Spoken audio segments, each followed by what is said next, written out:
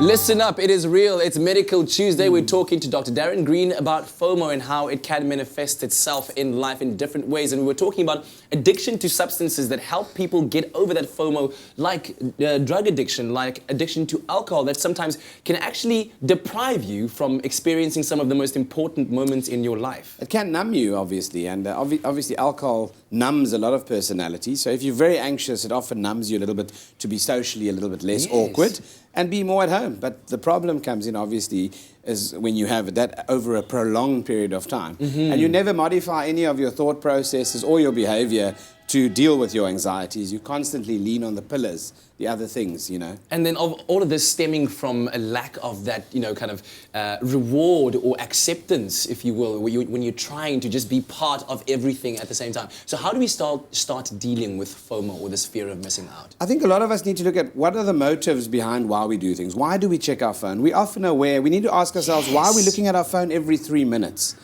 You talked about a very interesting study that was done at Harvard. A massive group of students in the psychology department, over 5,000 of them, had a look at, the professor looked at the amount of times they look at their phone in one hour, 15.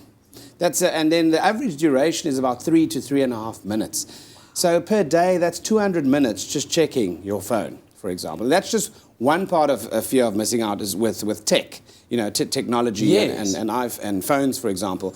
But what about the rest? And I think a sense of belonging is something that's been proven to drive the human race. We perform, we thrive, we problem solve, and we become really, really happy intrinsically when we experience a sense of belonging where we are. So instead of us leaning on other things to make us happy, we should start surrounding ourselves with people that have the same value systems, that have the same, intellectual stimulating topics, for example. And that will lead to, obviously, a lack of fearing of that you're missing out on things outside of that.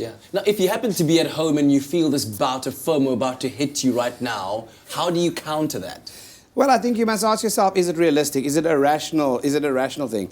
I mean, let's say you two are coming to town and they come to South Africa or Cape Town once in every 5 or 8 years. That means in 8 years' time, the next time you'll get to see a live act from you two, for example. Is it a rational thing? Is it a rational thing? Or is it a consistent obsession that constantly bugs you and intrudes your thoughts, that prevents you from focusing on other things that are must-do things in the day? And I think that's when you need to look at getting help. You were talking about surrounding yourself with people that kind of feed you and feed your soul in that way. My friends and I have started this thing where when we have dinner, we literally put phones face down on the table. What a way to start. And whoever touches their phone, for no matter what reason, has to pay the entire bill. That's the way that we ensure that we connect with each other on a real level. Wonderful. And what a challenge to parents to do that at dinner time.